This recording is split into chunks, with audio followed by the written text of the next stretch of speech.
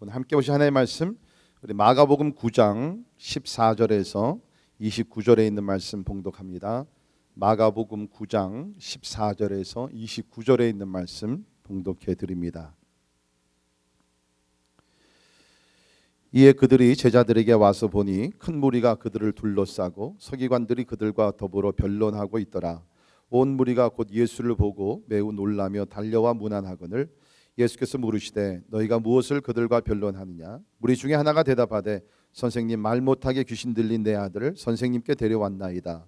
귀신이 어디서든지 그를 잡으면 거꾸러져 거품을 흘리며 이를 갈며 그리고 파리해지는지라. 내가 선생님의 제자들에게 내쫓아 달라 하였으나 그들이 능히 하지 못하더이다. 대답하여 이르시되 믿음이 없는 세대여, 내가 얼마나 너희와 함께 있으며 얼마나 너희에게 참으리요. 그를 내게 데려오라 하시매 이에 데리고 오니 귀신이 예수를 보고 곧 그 아이의 심히 경련을 일으키게 하는지라. 그가 땅에 엎드려져 구르며 거품을 흘리더라.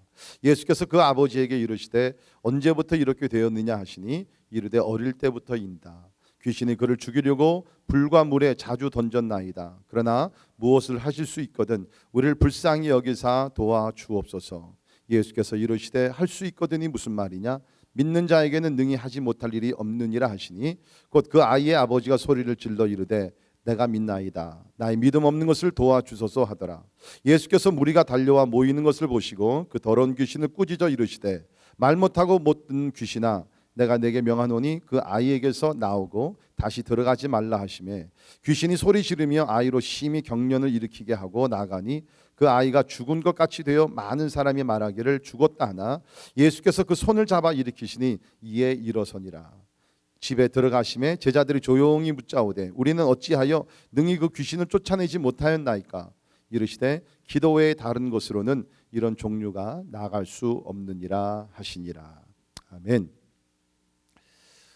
하루는 할아버지와 그 손녀딸이 아주 재미있는 시간을 가지고 있었어요. 어린 손녀딸이 할아버지 그 무릎에 누워서 할아버지가 들려주시는 그 옛날 이야기를 듣고 있었습니다. 그때 한 4살 5살 정도 된 손녀딸이 할아버지 얼굴을 보는 거예요. 그러면서 그 고사리 같은 손을 가지고 할아버지의 이렇게 뺨을 만집니다. 할아버지 뺨을 만지고 그 다음에는 또 자기 뺨을 이렇게 만지는 거예요. 그거를 이렇게 2-3번 할아버지를 보고 할아버지 뺨을 만지고 그 다음에 자기 또 이렇게 뺨을 만지고 그러면서 이제 손녀딸이 할아버지 앞에 이렇게 얘기합니다. 할아버지, 하나님께서 할아버지를 창조하셨어요? 그때 할아버지가 이야기를 듣고 그럼 하나님께서 오래전에 나를 이렇게 창조하셨지. 그 이야기를 듣고 한 1-2초 있다가 이 손녀딸이 또 할아버지에 또 질문을 합니다. 할아버지, 그럼 하나님께서 나도 창조하셨어요? 그러니까 할아버지가 그럼 하나님이 너를 사랑하셔서 몇 년 전에 하나님께서 너를 이쁘게 창조하셨지? 그랬더니 이 손녀딸이 이렇게 얘기했습니다. 그래요? 그러면 아마 하나님 실력이 날마다 좋아지고 있는 것 같네요. 할아버지의 주름살 보면서 참 마음이 좀 그랬는지 또 자기의 주름살 없는 깨끗한 얼굴을 보면서 자기가 더 이쁘다는 생각을 했는지 모릅니다. 제가 이 얘기를 왜 드리냐면 오늘이 아버지 날입니다. 우리 아버지들의 얼굴에 주름살이 하나씩 더 가고 있죠. 어떻게 보면은 우리 부모 시대는 점점 이제 기울어져 가고 우리 자녀들이 이렇게 올라오면서 진짜 활기찬 힘이 넘치는 우리 자녀들이 자라고 있는데 분명한 것은 우리 부모님들의 아버지의 피나는 노력이 있었기 때문에 그 주름쌈들이 있었기 때문에 우리 자녀들이 이렇게 귀하게 자라고 있는 줄을 믿습니다. 특별히 우리 오늘 아버지 날을 맞이한 우리 아버지들 주의 이름으로 축복하기를 원합니다. 특별히 우리 이민 가정의 아버지들은 제가 그렇게 가만히 보면 좀 불쌍한 것 같아요. 활동 무대가 너무 이렇게 없는 것 같아요. 한국에서는 동창회도 있고 여러 가지 모임들이 많아서 좀 나가서 스트레스를 풀 수 있는데 우리 이민교회는 이민 가정들은 그냥 가정과 직장과 또 교회 그 외에 이렇게 스트레스 풀 수 있는 그러한 시간과 여유 기회도 별로 없는데 그냥 묵묵히 가정을 지키고 또 사랑하면서 수고하시는 우리 아버지들을 볼 때 진짜 주의 이름으로 축복하면서 또 격려하기를 바랍니다. 우리 그 아내들 어머니들 이 아버지 날 대부분이 어머니 날은 크게 하는데 아버지 날은 있는지 없는지도 모르고 지나갑니다. 우리 어머니들 수고하는 그 남편, 그 아버지를 위해서 오늘 그냥 모르게 이렇게 주머니에다가 100불 몇 장 이렇게 좀 집어넣어 주셔가지고서 좀 아버지들 위로하면 좋을 것 같아요. 꼭 그렇게 하시기를 바라고요. 우리 아버지들에게는 제가 성경 한 구절로 여러분에게 좀 축복하면서 또 함께 도전을 나누기를 원합니다. 제가 우크라이나에서 어저께 집회를 마치고 저녁 오후 늦게 오면서 비행기에서 아버지에 대한 말씀들을 여러 군데 좀 묵상을 하다가 시편 103편 13절에 이런 말씀을 제가 묵상했는데요. 들어보세요. 아버지가 자식을 긍휼히 여김같이 여호와께서는 자기를 경외하는 자를 긍휼히 여기시나니. 그러니까 여기서 보면 하나님께서 우리를 향해서 긍휼히 베푸신다. 그것을 설명을 하면서 어떻게 설명했냐면 아버지가 자식을 긍휼히 여김같이. 상당히 놀라운 말씀이죠. 참 우리가 하나님과 비교가 안 되는데 하나님께서는 자신의 긍휼을 설명하시면서 아버지가 자식들에게 긍휼을 베품같이 하나님께서 우리에게 긍휼을 베풀어 주신다. 그러니까 성경에서 얘기하는 아버지 상은요, 그냥 무섭고 엄격하고 그게 아니라 성경에서 기대하고 원하는 아버지 상은 자녀들에게 긍휼을 베푸는 아버지들입니다. 저는 우리 아버지들이 그런 아버지들이 되기를 바라요. 물론 우리가 아버지로서의 권위도 있어야 되지만은 그 자녀들의 연약함, 부족함을 보면서 긍휼을 베푸는 우리 아버지들이 되기를 주의 이름으로 축복합니다. 아멘. 우리 긍휼을 베푸는 아버지들이 되기를 바랍니다. 자, 오늘 본문 말씀을 보게 되면 한 가정에 불가능한 문제를 만나게 됐어요. 이 가정에 그 아들이 있는데 병에 걸렸습니다. 오늘날로 얘기하면은 무슨 그 간질병이라고 우리가 할 수 있어요. 근데 이게 그냥 간질병이 아니라 마귀가 역사하는 간질병입니다. 모든 병은 마귀가 주는 병은 아니에요. 그러나 마귀가 가져다 주는 병이 있어요. 그래서 이 마귀가 귀신이 이 아이로 하여금 경련을 일으키게 하고 자주 물과 불에 집어넣어서 죽음으로 몰아가려고 합니다. 이 불가능한 문제예요. 이 불가능한 문제를 가지고 결국에는 이제 아버지가 주님 앞에 나와서 고침을 받게 되는데 우리가 살다 보면 우리 개인 생활이나 가정 생활에서 불가능한 문제를 우리가 당하게 됩니다. 우리가 불가능한 문제가 생겼을 때 사람들은 두 가지의 반응을 보이는데요. 한 종류의 사람은 이런 반응이죠. 나에게는 불가능이란 존재하지 않는다. 나에게는 불가능한 일이 없다. 그래서 불가능한 일이 터진다 할지라도 내 실력과 내 노력과 내 경험과 지혜를 가지고서 그 모든 불가능한 문제를 막 해결하려고 노력합니다. 또 어떨 때는 해결이 돼요. 그러나 진짜 불가능한 문제는 사람의 힘으로 해결할 수 없지. 그래서 그것이 우리가 불가능하다 그러지 않습니까? 그런데도 고집을 부리면서 불가능한 문제를 자꾸 해결하려고 그래요. 결국에 가서는 좌절하게 되고 실패하고 포기하게 되죠. 좀 비참하게 됩니다. 여러분 우리가 물론 적극적인 마음으로 우리 문제를 해결하는 건 참 필요합니다. 그러나 우리가 또한 하나님 앞에서 겸손하게 불가능한 문제를 불가능한 문제를 인정하고 하나님께 도움을 구하는 것이 더 지혜라고 저는 생각이 됩니다. 자, 그런가 하면 두 번째 자세가 있는데요. 그것은 완전히 좀 반대로 쉽게 포기하는 사람들입니다. 한 번 노력도 안 해보고 한 번 도전도 안 해보고 한 번도 해결해 보려고 연구나 뭐든 어떤 뭔가 트라이를 하는 것이 아니라 그냥 포기를 해버려요. 그것도 우리가 신앙인으로서 바람직한 것은 못 됩니다.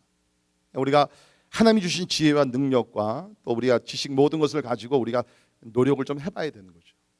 그러다 안 되면 우리가 하나님 앞에 나아가 더 간절히 기도하지만 한 심리학자가 벼룩으로 실험을 했습니다. 여러분 벼룩이 뭔지 아세요? 우리 신세대들 벼룩 한 번도 안 보신 분들 계시죠. 그러나 우리 구세대들은 벼룩이 뭔지를 압니다. 벼룩과 함께 한 공동체에서 자랐습니다 우리가.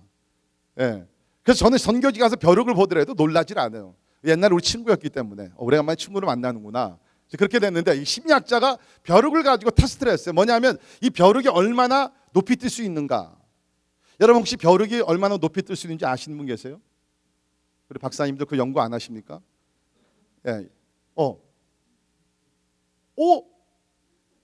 어떻게 알아요? 공부했어요. 여기 벼룩 친구 또 한 분 계시네. 지금 말씀하신 대로 벼룩이 한 30cm를 뛸 수 있다고 그럽니다. 예. 그런데 이 심리학자가 그렇게 30cm를 뛸 수 있는 벼룩을 유리컵에다가 넣고서 얼마나 뛰는지 봤어요. 그러더니 유리컵에서 계속 뜁니다. 그리고 나서 유리컵을 치우고 다시 테스트를 해보니까 이 벼룩이 얼마나 뛰겠어요? 1분 전에는 2분 전에는 30cm를 뛰었는데 그 다음에는 유리컵의 높이 10cm밖에는 못 뛴다는 거예요. 네. 그래서 그 실험에서 나온 이야기가 뭐냐면 뛰어봤자 벼룩이다. 네, 뭡니까? 네, 어려움이 있다 그래가지고서 내가 더 뛰어보지 않고 더 노력해보지 아니하고 그냥 쉽게 나는 못해, 할 수 없어, 가능성이 없어. 네, 이런 사람들이 우리 주변에는 있다는 것이죠. 자, 두 가지가 다 바람직 아니하는 그러한 자세입니다. 우리 그리스도인들은 불가능한 문제가 왔을 때에 하나님 앞에 겸손히 인정하고, 하나님 이거 불가능합니다. 내가 도무지 아무리 내가 노력한다 할지라도 이것은 불가능한 문제입니다. 하나님의 도움이 필요합니다. 그래서 하나님을 신뢰하는 믿음으로 불가능을 정복하고 하나님께 영광 돌리고 우리 삶에 불가능한 것이 가능하게 돼서 기쁨과 감사로 충만해지기를 주의 이름으로 축원합니다. 아마 지금 여러분들 가정에 여러 가지 문제로서 불가능한 문제들이 있는지 모르겠어요. 부부관계 불가능한 어떤 갈등, 자녀들의 미래를 생각할 때 불가능한 문제들 가지고 진짜 심히 고심하면서 눈물을 흘리시는 부모가 있는지 모르겠습니다. 오늘 이 말씀이 여러분 가정에 특별히 큰 은혜와 축복과 또 도전이 되기를 주의 이름으로 축원합니다. 자, 그러면 우리가 개인의 삶이나 아니면 가정에 특별히 이러한 불가능한 문제들이 생길 때 어떻게 우리가 그러면 이기며 나갈 수 있는가? 예?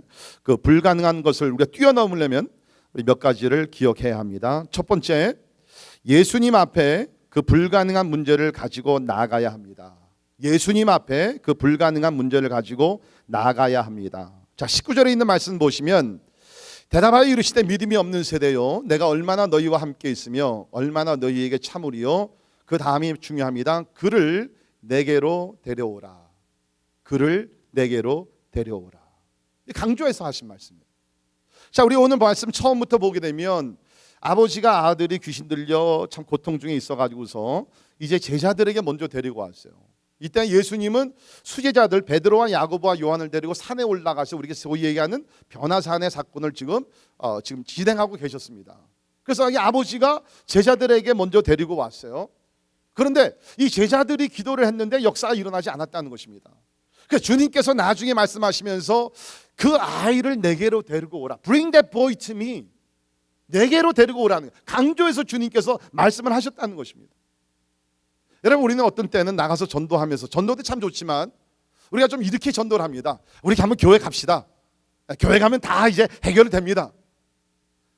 여러분, 교회 가면 해결 다 됩니까? 교회 오면 우리 자녀들이 병이 낫습니까? 우리가 교회에 왔기 때문에 만사형도 하나님께서 모든 것을 다 평탄하게 인도해 주실 것입니까? 물론 교회에 와서 은혜 받는 경우들이 많습니다. 그런데 우리가 교회에 왔기 때문에 그 자체가 우리에게 어떤 축복이 아니라는 거예요. 그 자체가 어떤 기적을 일으킬 수는 없다는 것입니다. 한 가정에 이제 엄마가 주일만 되면 이제 아이들을 이제 교회 데려가기 위해서 이렇게 얘기했다고 그래요. 야, 우리 하나님의 집에 가자. Let's go to house of the Lord. 그래가지고 하나님의 집에 가자. 그래서 아침마다 하나님의 집에 가자. 그러면서 어린아이들 데리고 이제 교회를 다녔대요. 이제 그러다가 이제 아이들 점점 나이가 먹게 되면서 주일 아침이 돼서 마찬가지로 어머니가 야, 우리 하나님의 집으로 가자. 그런데 이 큰애가 엄마, 나 오늘 교회 안 가겠다는 거야. 그래서 왜 안 가냐? 그때 얘가 하는 얘기가 엄마가 매일같이 하나님의 집에 갔어. 그래서 내가 갔는데 하나님의 집이니까 하나님이 계시는 줄 알았는데 하나님이 없다는 거예요. 그래서 오늘 안 가겠다는 거예요. 여러분, 이것이 하나의 간단한 일을 하지만은 우리 자녀 교육을 잘 시켜야 된다는 거예요. 우리 어린아이들 단순하지 않습니까? 하나님의 집에 가자. 그러면은 하나님의 집이니까 하나님이 계시겠구나. 기대감을 가지고 어린이들이 온다는 거예요.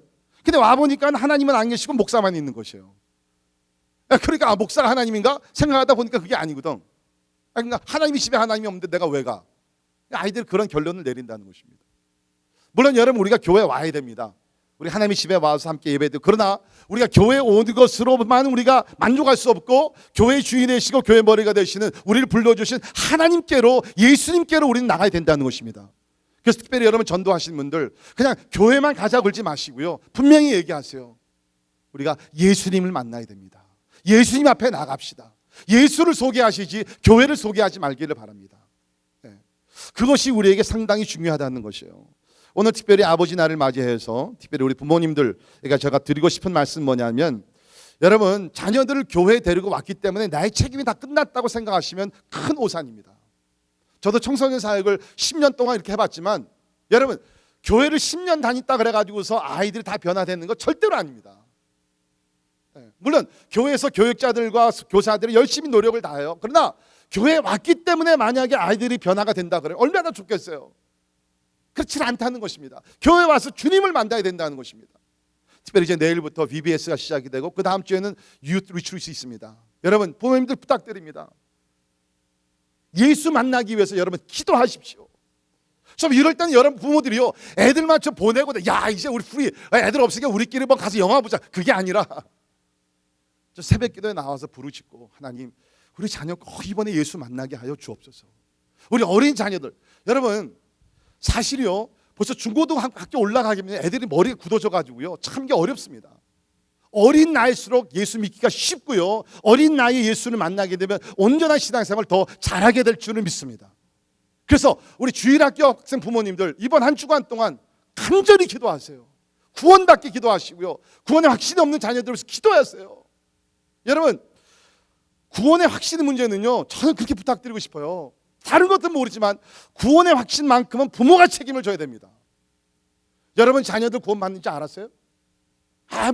우리 애 지금 1학년 2학년밖에 안 되는데요, 여러분 1학년 2학년 학생들도요 하나님의 말씀을 잘 이해할 수 있고요, 내가 구원을 받았는지 안 받았는지 충분히 압니다. 충분히 알아요. 4-5살만 되더라도 애들이 알아요. 그 책임은요 우리가 전도사에게만 우리가 맡길 수가 없다는 거예요. 너무나 중요한 사건인데 어떻게 그것을 다른 사람 손에 맡기고서 그냥 뒤에서 우리가 소극적인 자세를 갖고 있냐 말이죠. 여러분, 오늘이라도 괜찮아요. 이따 오후에 조용히 시간을 만드시고 애들 좋아하는 음식 좀 차려놓고 먹은 다음에, 야 진짜 우리 언제 다 세상을 떠날지 모르는데 너 오늘 만약에 오늘 마지막이라면 너 구원 하나님 나라 들어갈 수 있는 자신이 있어? 그 근원이 뭐야? 얘기하세요. 교회만 오는 것은 부족합니다. 우리는 예수님 앞으로 나가야 된다는 것입니다. 여기서 아버지가 이 자기 병든 아들을 9명의 제자들에게 데리고 왔지만 결국에는 문제를 해결하지 못하고 주님 앞으로 데리고 갔을 때에 해결된 것 우리가 기억하시면서, 오늘도 우리가 예배를 드리면서 물론 그렇지 않겠지만 여러분께서 모든 초점을 믿음의 주요 의를 온전케 하시고 능력을 행하시는 예수 그리스도에게만 마치기를 바랍니다. 그리고 우리를 인도하시는 분들은 절대로 자기 자신에게 인도하려고 그러지 마세요. 전도하는 분들도 그렇고 목자들도 그렇고 우리 교육자들도 그렇고, 여러분 우리는 그냥 중간 역할을 하는 사람이에요. We have no power. 우리가 주님 앞으로 인도해야지 내가 무슨 이것을 가지고 뭐 기도해주고 뭐를 해주고 상담을 해주고, 아니에요. 여러분, 우리는 중간 역할을 하는 사람밖에 안 돼요. 우리는 메신저밖에 안 돼요. 진짜 우리가 누구로 인도해야 됩니까? 예수 그리스도 앞으로 인도해야 할 줄 믿습니다. 이번에 그 우크라이나에 가서 ICMS 우리 선교사 학교 훈련 거기 강사로 섬기고 왔는데요, 이번에 너무 감사한 것이 구소련 나라에서 한 7개 나라에서 사람들이 왔어요. 그래서 지금 특별히 여러분이 아신 대로 지금 전쟁이 계속 중인 그 러시아와 우크라이나 지금 전쟁인데, 거기 크림반도에서 사역하시던 사역자들이 그야말로 전쟁 때문에 그 온갖 환난과 핍박 모든 것이 있어서 이제 교회를 문을 닫고 흩어져 가지고 도망 나온 사람들도 왔고, 더 놀라운 것은 이란 형제인데 어떻게 소식을 듣고서 그 이란 형제인데 왔어요. 물론 개종한 이란인이죠. 그러면서 이제 앞으로 무슬림들을 위해서 자기가 선교를 하겠다고 헌신을 했는데, 그러니까 이제 굉장히 그 사역자들이 막 갈급해 있는 분들이죠. 그래서 이제 강의를 하고 함께 기도하고, 저는 이제 사역을 마치고 토요일 날 아침에 떠나오는데 진짜 제가 그 교회 그 문을 나설 때까지 계속 그냥 기도해 달라는 거예요. 막 여러 가지 그 기도 제목을 가지고 기도해 달라는 거죠. 그래서 제가 마음이 막 찢어지는 것 같이 아팠어요. 왜냐하면 저들의 소식 그 이야기를 들으면 너무나 힘든 일들이에요. 지금 고향에 있는 교회 문을 닫았기 때문에 이것이 회복돼야 됩니다. 성도들이 흩어져 가지고 어디 있는지 모르는데 저들이 신앙생활 잘하기 위해서 기도해 주십시오.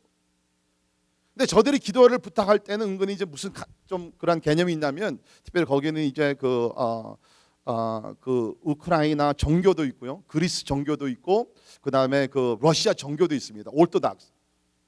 그래서 그 사람들 그런 배경이 있기 때문에 어떠한 이제 그 클러지 교육자들에 대한 어떠한 그 존경심이 굉장히 강해요.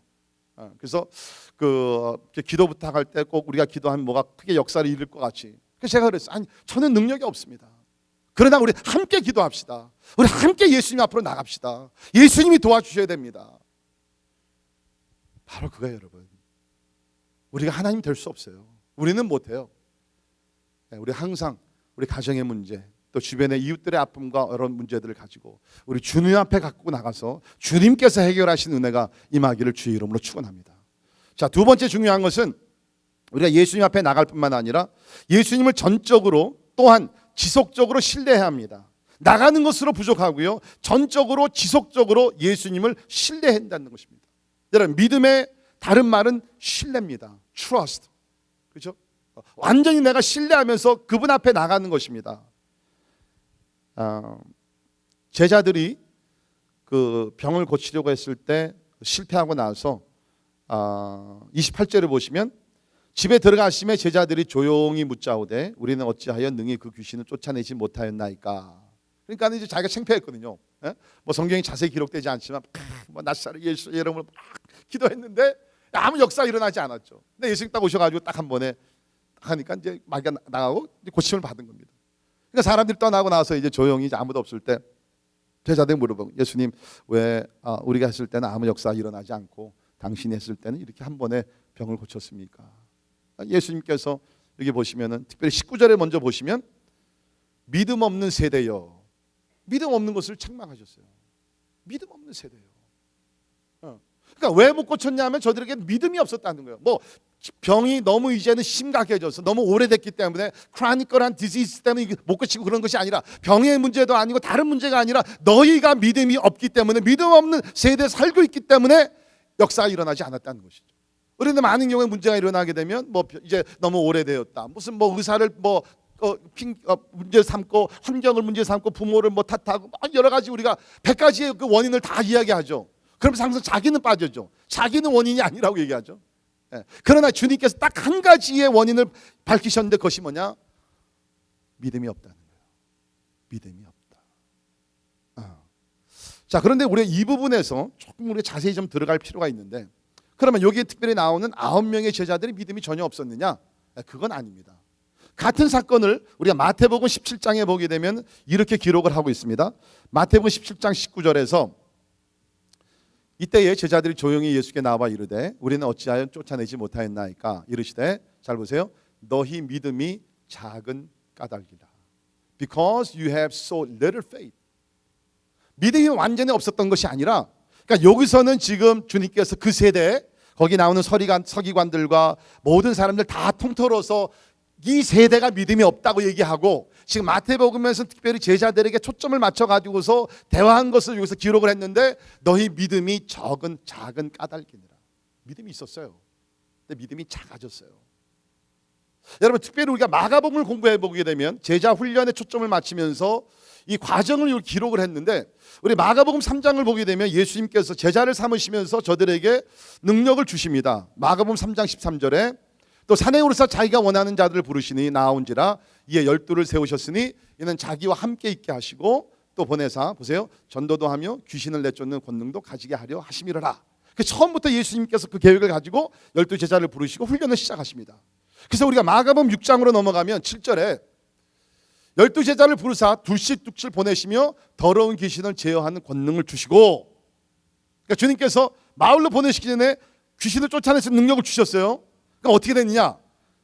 거기 그 결과를 보게 되면 그 다음 절, 제자들이 나가서 회개하라 전파하고 많은 귀신을 쫓아내며, 보세요, 많은 귀신을 쫓아냈어요.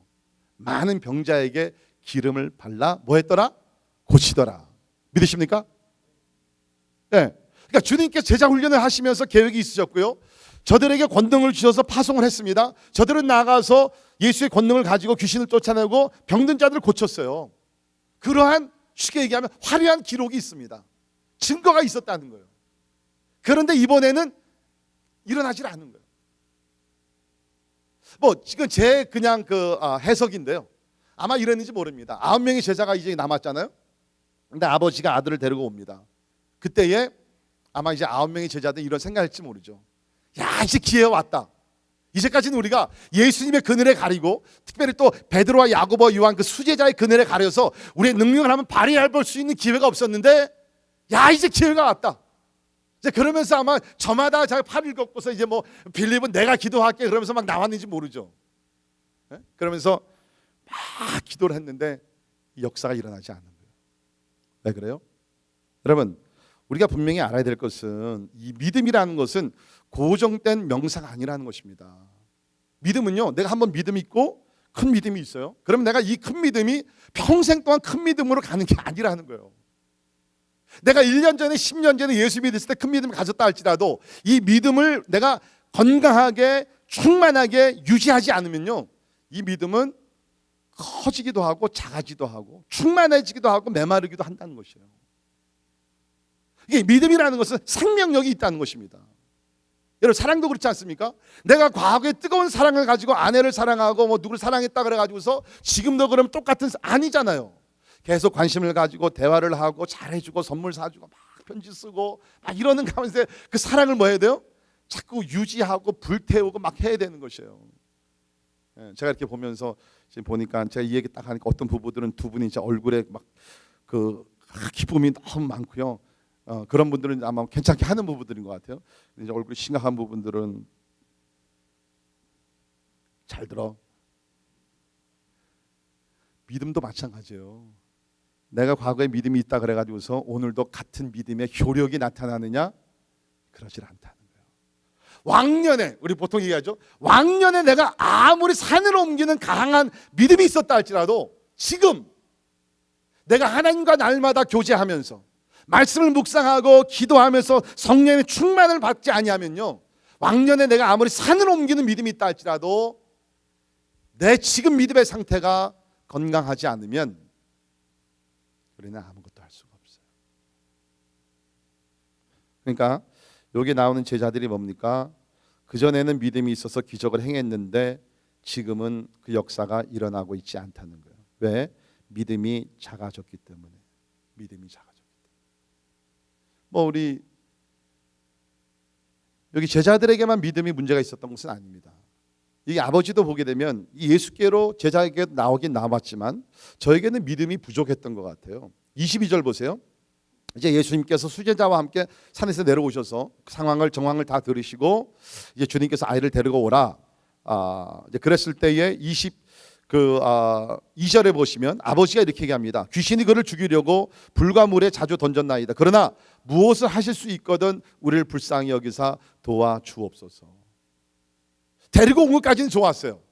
근데 여기서 하는 얘기가 뭐냐면은 그러나 무엇을 하실 수 있거든, 그죠? But if you can do anything, 무엇을 할 수 있거든. 이 말은 뭐냐면은 당신도 아마 못할 것 같습니다. 제자들이 지금 9명의 제자들이 열심히 기도했는데 아무 역사가 일어나지 않았는데, 그러나 그래도 당신이 오셨으니까 아직까지 give one more try. 내가 한 번 더 노력하겠는데 당신이 무엇을 할 수 있거든. 만약에 안 되더라도 I'm fine. 그러나 무엇인가 할 수 있거든. 한번 해보십시오. 이거는 믿음보다는 불신이 더 많이 들어간 부탁이었다는 것입니다. 그러니까 예수님께서 이야기를 들으시고 말씀하시죠. 23절에 예수께서 이르시되 할 수 있거든이 무슨 말이냐? 믿는 자에게는 능히 하지 못할 일이 없느니라. 할렐루야. 예수님 좀 여기 화가 나셨어요. 할 수 있거든 무슨 말이냐?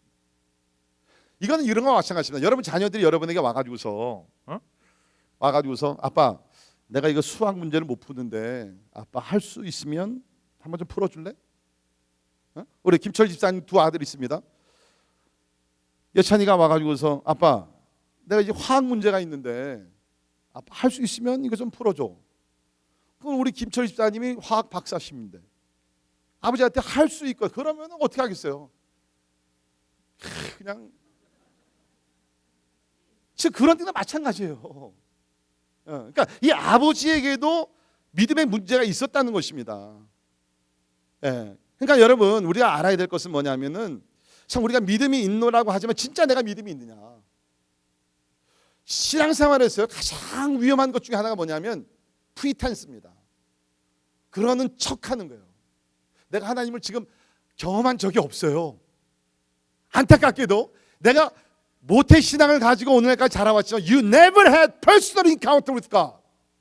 하나님과 직접 만난 적이 없는데 그래도 내가 모태신앙이고 그래도 내가 집사고 내가 무슨 뭐 장로고 다인데 그래도 내가 어떻게 해요? 못났다고 얘기를 못하잖아요. 그러니까 뭐 그런 척 하나님을 만난 척 확신이 있는 척하면서 다니는 거예요. 근데 내 마음속에는 사라지지 않는 영적인 갈등이 있어요. 내 믿음이 지금 바닥을 치고 있어요. 그런데 체면이 있으니까 내 믿음이 약해졌다고 얘기를 못해요. 내 마음속에 어떤 지금 시련과 고통 때문에 마음이 무거워요. 그런데 내가 그래도 체면이 있으니까 누구에게 기도 제목을 나누지 못해요. 여러분 오늘 설교 제목이 아버지의 사랑과 믿음이라고 제가 정했는데요. 이유가 있습니다. 첫째는 뭐냐면 여기를 보면 지금 이 가정에 문제가 있었을 때 어머니가 아닌 아버지가 데리고 왔다는 거예요. 우리 마태복음 15장에 보면 가나안 여인이 비슷한 그 어려운 문제를 당했을 때 그 자기 딸을 데리고 어머니가 왔어요. 근데 여기서 보게 되면 지금 아버지가 아들을 데리고 왔다는 것입니다. 아마 여기 막 유태인이었겠죠. 우리 아는 대로 유태인 가정에도 이 아버지라는 것은 굉장히 권위 있는 사람들이고 이제 대부분이 이런 일들은 다 그 어머니들이 맡아서 하는데 여기서 보게 되면은 아버지가 자기 아들의 여러분 이거 진짜 부끄러운 얘기입니다. 이 가정이 수치입니다. 동네 사람들이 몰랐겠어? 알았겠죠. 저 애가 그냥 어저께도 불 속에 들어갔는데 그저께는 물 속에 들어가서 죽을 뻔했는데 동네 사람들이 다 하는 얘기예요. 부끄러운 얘기예요.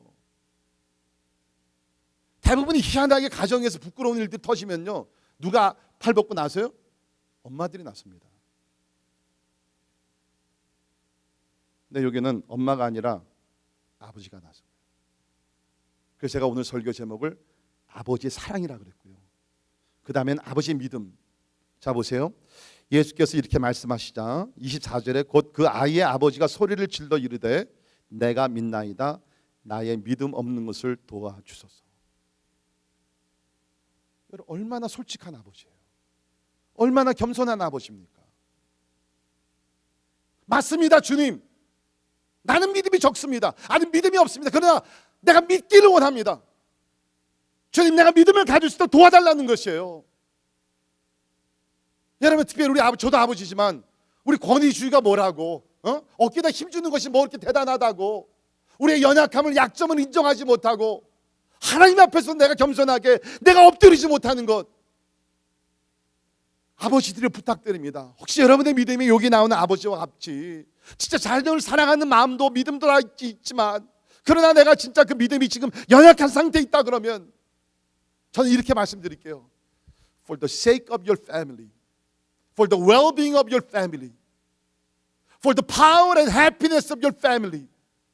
여러분께서 아버지로서 권위의식을 다 내려놓으시고 하나님 앞에 여기 나오는 아버지와 하나님이여 내가 믿음이 없나이다.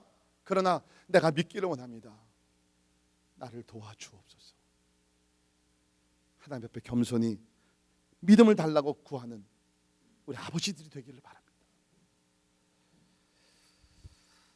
우리가 문제를 당할 때 첫째는 예수님 앞에 나와야 되고 둘째는 지속적인 한 번 내가 믿었다 그래서 한 번 기적이 일어났다 그래서 내가 멈추는 것이 아니라 이 믿음을 내가 잘 간직하면서 메인테인 할 수 그런 지속적인 믿음을 가지고 주님 앞에 나가야 된다는 것입니다. 그 다음에 여기 한 가지를 우리가 더 배우게 되는데요. 자 마지막으로 중요한 것은 기도로 문제를 해결하는 것을 배워야 합니다. 그 문제를 우리 가지고 주님 앞에 나왔죠. 그 다음에 예수님께 신뢰를 합니다. 그런데 그 신뢰라는 것은 기도로 나타난다는 것입니다. 자 오늘 말씀 보게 되면 다시 28절 왜 우리가 귀신을 쫓아내지 못했습니까? 그때 29절 보시면 기도 외에 다른 것으로는 이런 종류가 나갈 수 없느니라 하시니라. 지금 마귀를 쫓았는데 그래서 병이 낫게 됐는데 이런 것들은 기도 외에는 다른 방법이 없다는 거예요. 그러니까 여러분 우리가 어떤 것들을 이제 기도 말고도 뭐 우리가 할 수 있는 길이 있죠. 그러나 there are certain problems, certain issues, certain challenges 우리가 기도하지 아니하면 해결할 수 없는 있는 방법이 없다는 거예요. 기도 외에는 다른 방법이 없다고 주님께서 말씀하고 있다는 것입니다. 너희들이 기도하지 않았기 때문에. 다시 말해서 제자들이 한때는 기도했던 것 같아요. 처음에 주께 부르심을 받고 권능을 받고 처음으로 동네에 나가서 전도했을 때 막 기도 열심히 했겠죠. 그냥 막 했는데 이제 좀 거기에 익숙해지다 보니까 이제는 매너리즘에 빠지게 되고 기도하지 않고도 이제 막 귀신을 쫓아내려고 막 한 것이라는 것이에요. 여러분, 우리 신앙생활에 속일 수 없는 것이 기도의 능력입니다. 기도는요, 우리가 아무리 성경 지식이 더 많아지고 막 한다 할지라도요, 기도는 내가 그날 하나님 앞에서 나가서 성실하게 기도로서 제단을 쌓지 아니하면, 아무리 성경 박사 된다 할지라도, 아무리 과학의 능력이 있다 할지라도, 내가 매일같이 주님 앞에 나가서 엎드려서 기도하며 성령의 충만을 받지 아니하면 이런 역사는 일어날 수가 없다는 거예요. 이게 영적인 진리요 원칙이라는 것입니다. 어저께 기도로서 내가 오늘 살아갈 수가 없다는 거예요. 내가 10년 전에 금식한 것으로 내가 오늘 내 믿음을 지킬 수가 없다는 것이에요. 내가 매일같이 하나님 앞에 나아가서 기도해야 된다는 것입니다. 보통 우리가 기도에 대해서 얘기하면 이렇게 얘기하죠. 뭐 중요한 건 아는데 너무나 바빠서. 여러분, 기도는요 정직하게 우리에게 가르쳐주는 것이 있는데, 그것이 뭐냐면 우리 삶의 우선권을 우리에게 분명히 얘기합니다. No matter what. 우리가 기도하지 않으면 그만큼 우리는 기도가 중요하지 않다고 생각하기 때문에 기도를 안 하는 것이에요. 여러분 보세요. 아무리 바쁘더라도요, 여러분이 꼭 해야 되겠다는 걸 합니다. 밥 먹죠, 잠자죠, 직장생활을 하시죠. 그렇지 않습니까? 그러니까 기도가 그만큼 중요하지 않으니까 세 번째, 네 번째, 다섯 번째, 열 번째 그 프라이어리티 리스트에서 시간이 되면 기도한다는 것이죠. 여러분 기억하세요. 기도가 약해지면 믿음이 약해집니다. 기도가 강해지면 믿음도 강해집니다. 기도와 믿음은 분리할 수 없는 동전의 양면과 같다는 것을 기억하시길 바랍니다. 기도하면 믿음이 강해져요. 믿음이 강하면 또 기도도 더 하게 됩니다. 그러니까 아마 여러분들 가운데 요새 뭐 다른 사람은 모르지만 you know it. 목장 사역을 하는데 거기서 영적인 어떤 영광과 임재와 어떤 변화가 일어나지 않아요. 옛날에는 기도하면 뭐 어떤 기도응답도 막 오고 그랬는데 이제 요새는 일어나지도 않아요. 왜 그러냐고요? 믿음이 떨어졌어요. 왜 믿음이 떨어졌냐고요? 기도하지 않았기 때문에. 복잡한 거 하나도 없어요. 기도하면 믿음이 강해집니다. 그런데 여기서 보게 되면 예수님께서 말하신 기도는요, 그냥 우리가 뭐 밥 먹을 때 하는 식사 기도 뭐 그런 차원이 아닙니다. 이것은 조금 더 깊은 기도인데 이건 간절한 기도라고 저는 생각이 돼요. 왜 제가 이렇게 말씀드리냐면 마태복음 17장 21절을 보면 여기 있는 사건을 기록하면서 17장 21절에 없음이라고 코테이션이 있습니다. 없음. 이게 뭐예요? 다른 사본에는 여기 17절이 있는데 그 17장 21절에 있는데 지금 어떤 사본에는 마태복음 17장 21절이 없다는 거예요. 그러면 있는 사본에는 어떤 말씀들이 기록이 되어 있는가? 있는 사본을 보면 기도와 금식이 아니고는 이런 유가 나갈 수가 없느니라. Prayer and fasting. 그냥 기도가 아니라 금식이 들어갔습니다. 그러니까 제 생각에는 우리 이제 성경이라는 것이 하나님께서 먼저 성령으로 감화 감동해서 이제 인간 저자들을 통해 성경을 기록하지 않습니까? 그러니까 마가복음 같은 경우에는 마가라는 사람에게 성령으로 감화 감동해서 하나님께서 쉽게 얘기하면 the original text, 원본이 있어요. 원본이 있고 그 원본을 보면서 사람들이 이제 카피를 이제 합습니다. 사본들이 있게 됐는데, 그죠? 근데 어떤 사본에는 여기에 기도와 금식이로 나오고 어떤 사본에는 이것이 빠졌다는 거예요. 제가 가만히 묵상을 해봤어요. 이게 왜 그럴까? 제 혼자 얻은 그냥 인터프리테이션이 뭐냐면 제 생각에 거기 기도와 금식을 삭제한 누군가 사람이 삭제했는데 아마 그 사람은 금식을 싫어했던 사람인 것 같아요.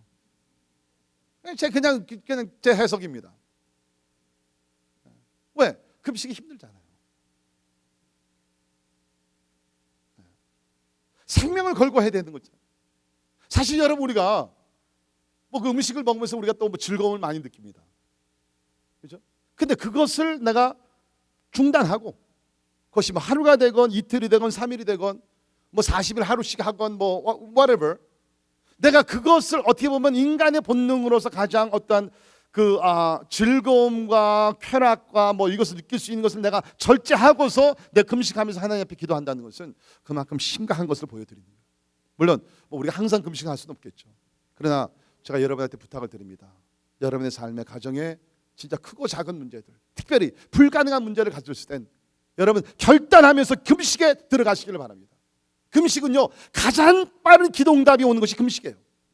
아직 한 번도 안 해보신 분들 한번 해보세요. 그리고 우리가 철저하게 하나님 앞에 회개할 때에 금식만큼 온전한 기도는 없습니다. 우리 영혼이 새롭게 되고 깨끗하게 되는 가장 빠른 길이 금식 기도라고 저는 생각이 됩니다. 성경에 보면 많은 사람들이 금식으로 하나님께 쓰임을 받았어요. 포인트는 여러분, 불가능한 문제가 생겼을 때 간절히 기도하시기를 바랍니다. 형식적으로 건성으로 하는 것이 아니라 진짜 하나님의 인도하심 속에서 금식도 하면서 간절히 하나님 앞에 정성을 다해서 내 혼심을 다해서 기도할 때 기적은 일어나게 될 줄 믿습니다. 저는 이번에도 비행기 타고 오면서 기도한 것 중에 하나가 뭐냐면, 하나님이요, 참 할 일이 너무나 많은데, 진짜 많아요 여러분.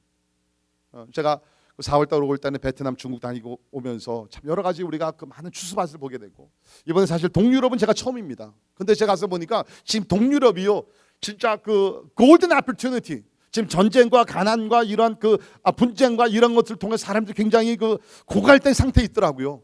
그리고 진짜 놀라운 것은 지금 우크라이나만 되더라도 그 청년들이 그렇게 선교사가 되겠다는 사람들이 많대요. 지금 여러 가지 이유가 있는데, 하나는 이제 전쟁이 일어났으니까 전쟁 끌려가지 않기 위해서 선교사가 다른 나라로 가기 원하는 청년들도 있고요.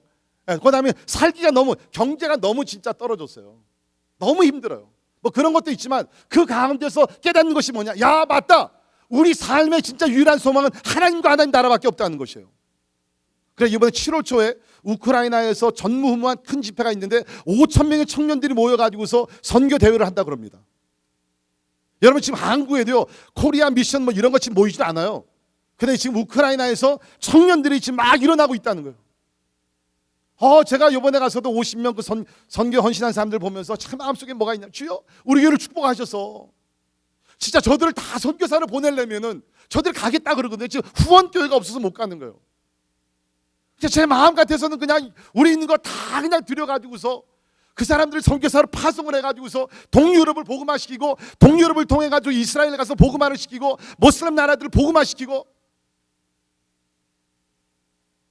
막 진짜 그러고 싶어요. 근데 이런 일들이 어떻게 가능하냐고요? 우리 지혜, 전략 아니에요. 오직 기도와 금식으로 가능하게 될 줄 믿습니다. 교회가 기도할 때, 간절히 기도할 때 하나님 응답하십니다. 사도행전 12장 5절을 보면, 이에 베드로는 옥에 갇혔고 교회는 그를 위하여 간절히 하나님께 기도하더라. 간절히, 그냥 아니라 earnestly 하나님께 기도했을 때 여러분이 아신 대로 옥문이 열리게 되고 베드로가 기적적으로 옥에서 나오게 되고 복음의 역사는 계속 진행됐던 것을 알게 됩니다. 사랑하는 성도 여러분요, 불가능한 문제를 만났을 때 예수님 앞에 나오십시오. 지속적인 믿음을 가지고 나오시고, 그리고 여기 나온 말씀 그대로 간절하게 금식하면서 부르짖는 가운데 불가능한 일들이 하나님의 영광을 위해서 가능케 되는 그 축복이, 기적이 일어나기를 주의 이름으로 축원합니다. 기도하겠습니다. 하나님, 참 우리 삶에 때때로 불가능한 일들이 일어납니다. 오늘 주님 앞에 나와 예배드리는 우리 사랑하는 성도들의 가정 가운데도 참 사람의 힘으로, 지혜로, 돈으로, 노력으로 해결할 수 없는 문제들이 있는 줄 압니다. 하나님이여, 이 문제를 가지고 우리가 함께 주님의 은혜의 보좌 앞에 이 시간에 나갑니다. 형편과 사정을 다 아시는 주여, 이제 우리가 다시 한번 주님의 그 능력과 주님의 이름을, 주님의 성품을 의지하는 그 믿음을 가지고 신뢰하며 하나님 앞에 나아가 기도합니다. 주님, 이 아버지의 기도를 들으시고 그 귀신으로 인하여 오랫동안 고통 중에 있는 그 아들을 고치신 하나님이요, 이제 주님 앞에 나와 자녀들을 위해서 간절히 기도하는 여기 있는 부모들의 기도를 들어주시옵소서. 마귀가 떠나가게 하시고 악한 영향력이 우리 자녀들을 괴롭히지 못하게 하시고 하나님의 영적인 보호막을 펼쳐 주시옵소서. 아멘. 우리들 가운데 불치의 병을 가졌다 할지라도 오늘 나사렛 예수의 이름으로 기적이 일어나 치유함이 있게 하여 주시옵소서. 아멘. 믿습니다. 응답하여 주시옵소서. 아멘. 전능하신 하나님을 찬양합니다. 믿습니다. 신뢰합니다. 주여 그 능력으로 우리를 임하여 주시옵소서. 아멘. 예수님의 이름으로 간절히 기도하옵나이다. 아멘. 아멘. 우리 다 일어나셔서 참 우리 믿음으로 우리 찬양을 우리 함께 하도록 합니다.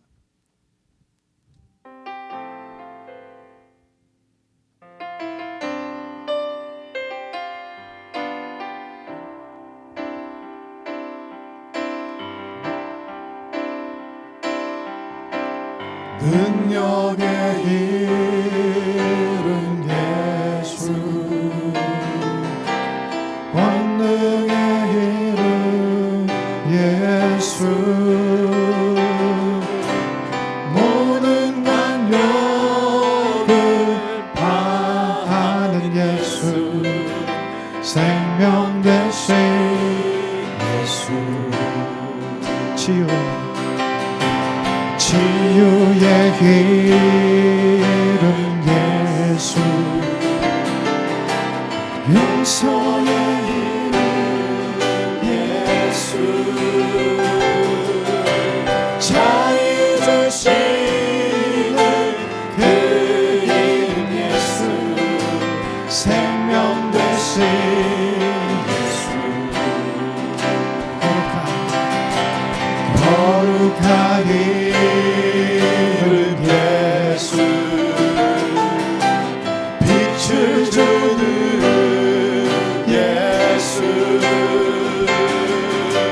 모든 이름 위에 뛰어난 예수, 생명 되신 예수,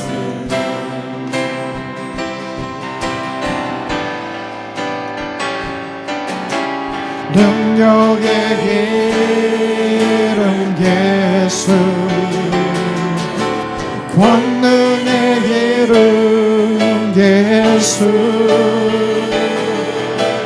모든 간격을 파하는 예수, 생명 되신 예수, 치유의 이름 예수, 용서의 이름 예수, 자유 주시는 그 이름 예수, 생명 되신 예수, 거룩한 이름 예수, 빛을 주는 예수,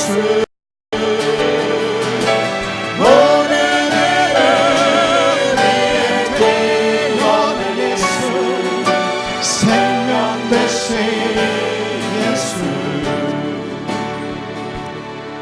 사랑하는 성도 여러분, 우리 모두가 이런 문제를 당해요.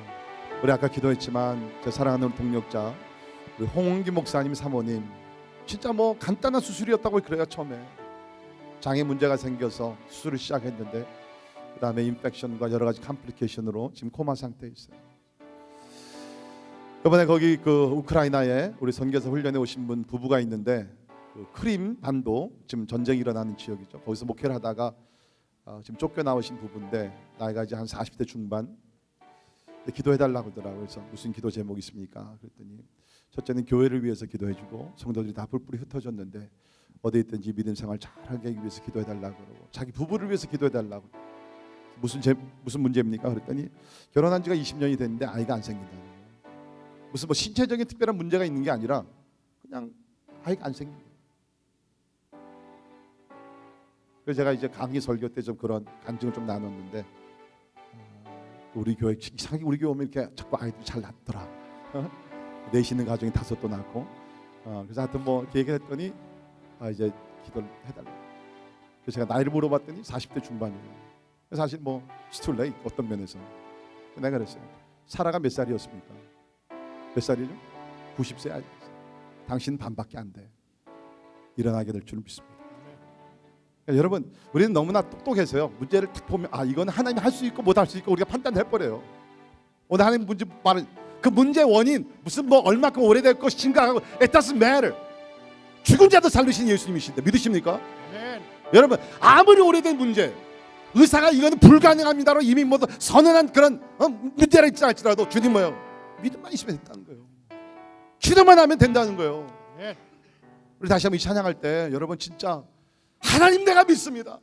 특별히 여러분 자녀들을 위해서 기도 제목 있으신 분들 하나님 정직하게 한번 고백해 보세요. 하나님, 내 믿음 없는 것을 용서하시고 내가 믿기로 원합니다. 하나님이 신뢰합니다. 내 자녀를 고쳐주시고 우리 가정의 문제를 해결해 주시고 하나님 좀 도와달라. 여러 가지 개인의 문제를 가지신 분들 하나님, 주님, 오늘 말씀 들어보니까 내가 믿음이 없는 것 같네요. 믿음이 작은 것 같습니다. 하나님, 믿음이 커지게 하시고 믿음이 부활하게 하시고 능력을 나타내는 믿음 되게 하여 주옵소서. 하나님 앞에 간절히 기도하면서 다시 1절부터 우리 같이 한번 찬양하고 기도하도록 합니다. 능력의 여러분 믿음으로 선포하며 찬양합시다. Lord we shout, we proclaim, Lord we believe. 주님 믿습니다. 능력의 주님을 믿습니다. 전능하신 하나님을 믿습니다. 영급하는 예수, 생명 되신 예수, 치유의 이름 예수, 용서의 이름 예수,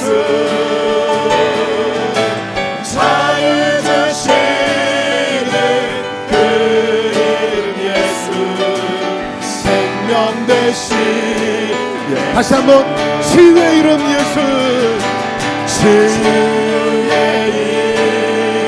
이름 예수, 용서의 이름 예수,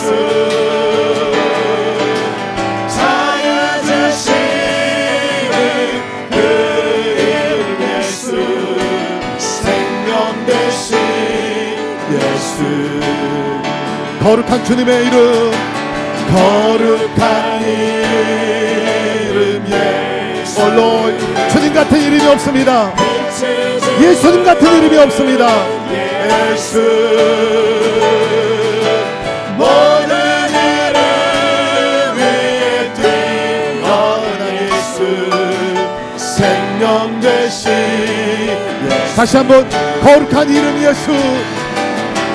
거룩한 이름 There's no one like you, Lord Jesus.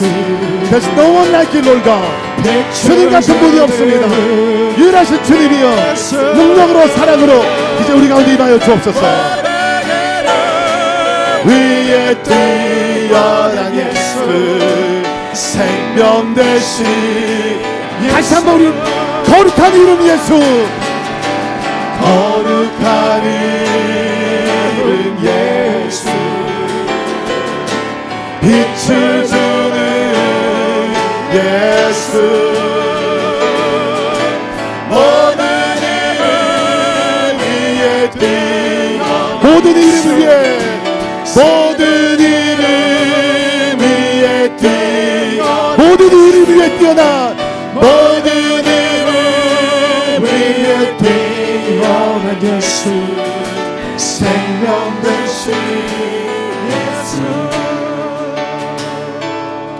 여러분, 우리 어떤 문제들은 우리가 오랫동안 기도하는 가운데에서 그 과정 속에서 하나님이 역사하시고 응답하시는 것들이 있는데요, 또 어떤 때는 하나님께서 그야말로 즉시로 instantaneous, 그 순간에 그 현장에서 역사하신 오늘 이 말씀이 그것이죠. 우리 시간에 이상하게 제 마음속에 확신을 주시는 것이 오늘 이 순간에 여러분의 자녀들이 지금 여기 없다 할지 it's okay. 여러분 부모가 멀리 떨어져 계시 괜찮아요. 하나님의 시간과 공간을 초월해 역사하신 하나님을 줄 믿습니다. 혹시 여러분들 자녀들 가운데 믿음이 아직 없는 자녀들도 있어요. That's okay. 여러분의 기도를 통해 자녀들이 구원받고 치료함 받게 될 줄 믿습니다. 혹시 부모들 가운데 아직 믿음이 부족한 분들 있어요. That's okay. 기도하세요. 부모의 믿음을 통해 자녀들의 기도를 통해서 믿음을 통해서 부모들이 축복을 받게 될 줄 믿습니다. 우리 시간에 간절히 기도함. 주여, 우리 가정에 이런 불가능한 문제가 있는데 하나님 치료해 주시옵소서. 하나님 축복해 주옵소서. 기적을 나타내 주시옵소서. 오늘 이 날이 축복의 날이 되게 하여 주셔서 오늘 이 날에 하나님의 영광이 드러나게 하여 주시옵소서.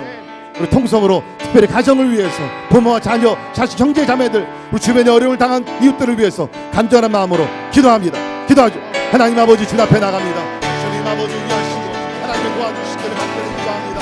오늘도 살아 역사하신 하나님이여, 주님 아버지 하나님 이 시간에 기도합니다. 하나님 아버지를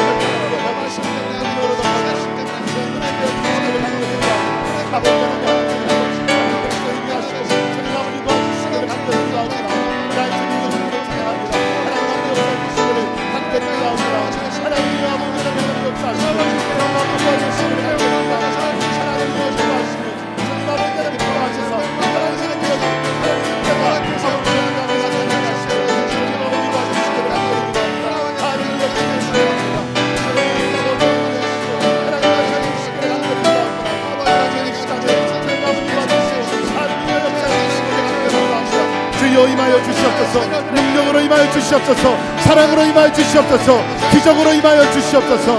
영광으로 임하여 주시옵소서. 하나님의 나라가 우리 가운데 임하게 해주시기를 간절히 기도하고 합니다. 할렐루야. 주님을 찬양합니다. 주의 이어 영광을 받아 주시옵소서. 주님 앞에 믿음으로 나갑니다. 하나님의 눈물의 기도를 응답하시는 주여, 하나님 우리 가정들을 불쌍히 여기시고 주님 도와주시기를 간절히 기도하고 합니다. 눈물로 기도하는 어머니의 기도, 눈물로 부르짖는 내 아버지의 기도, 하나님이여 주여 응답하시며 주님 아버지 인도해 주시기를 간절히 기도하고 합니다. 할렐루야. 주님을 찬양합니다. 하나님 역사해 주시옵소서. 임재하여 주시옵소서. 주님 도와주시기를 간절히 기도하고 합니다. 할렐루야. 주님을 찬양합니다.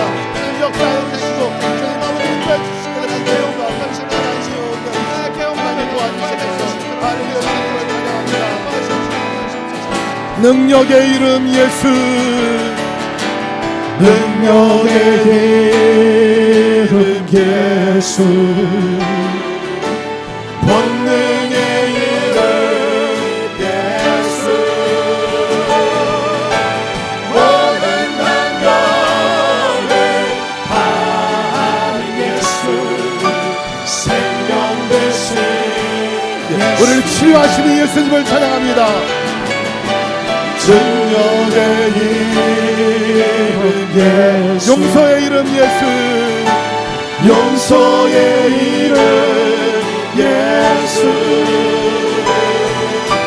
자유 주시는 이름 예수, 생명 되신 예수, 거룩한 이름 예수, 거룩한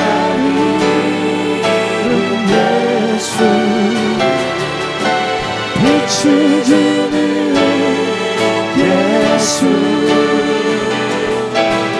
모든 이름 위에 뛰어난 예수, 생명 되신 예수.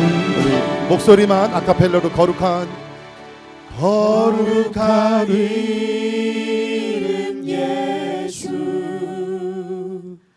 빛을 주는 예수,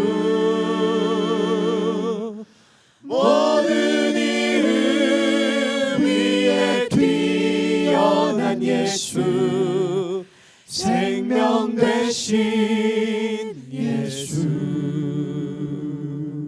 제가 이 시간에 기도할 텐데 그냥 한번 이렇게 기도하면 좋겠어요.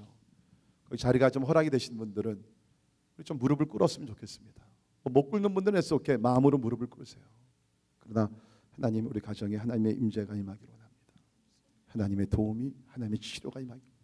우리 가정에 이런 문제 있습니다. 하나님 도와주시옵소서. 하나님의 은혜를, 하나님의 자비를 구하면서 우리 조용히 반주해 주시고 이 시간에 무릎을 꿇고 하나님 앞에 나아가 하나님 우리 가정에 하나님의 임재가 임하기를 원합니다. 하나님이여 우리 가정을 주여 축복해 주시옵소서. 우리 가정의 이 문제, 이 고통, 이 아픔 주님 아십니다. 하나님 임하여 주시옵소서. 간절한 마음으로 기도합니다. 하나님이여 도와주시옵소서.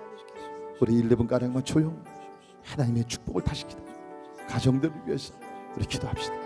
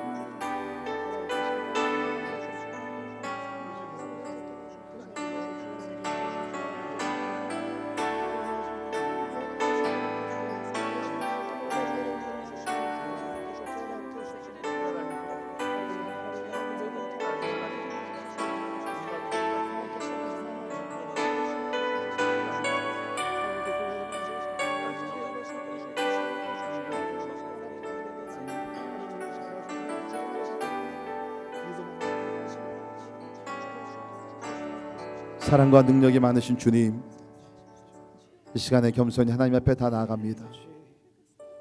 문제 없는 가정 없습니다. 아픔이 없는 가정 없습니다. 하나님의 도우심이 필요합니다. 특별히 우리 가정애들은 크고 작은 문제들, 또 불가능한 문제들이 있습니다.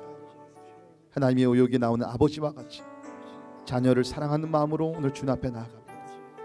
자녀를 고치기 위해서, 가정의 축복 회복을 위해서 믿음으로 주님 앞에 아뢰는 기도를 주여 들어주시옵소서.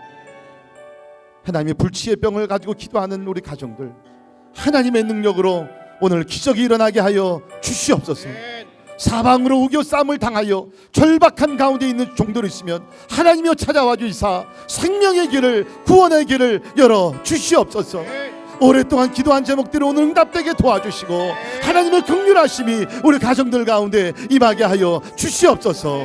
능력의 주님을 찬양하게 하시고 다시 한번 기도의 붕이 일어나게 도와주시고 믿음이 견고해지는 축복이 임하게 하여 주시옵소서. 지금은 가정의 머리가 되시고 사랑하시는 우리 주 예수 그리스도의 은혜와 하나님의 영원하신 사랑과 성령님의 감화 감동 역사 충만케 하심이 오늘 불가능의 문제에 대한 말씀을 듣고 그대로 삶에 적용하여 우리 가운데 하나님의 역사가 일어나 복음이 전파되며 하나님의 영광이 드러나며 우리 믿음이 더욱더 견고해지기를 원하는 우리 사랑하는 성도들 모든 가정들 머리 위에 지금부터 영원까지 함께 하시기를 주님의 이름으로 간절히 축원하옵나이다. 아멘.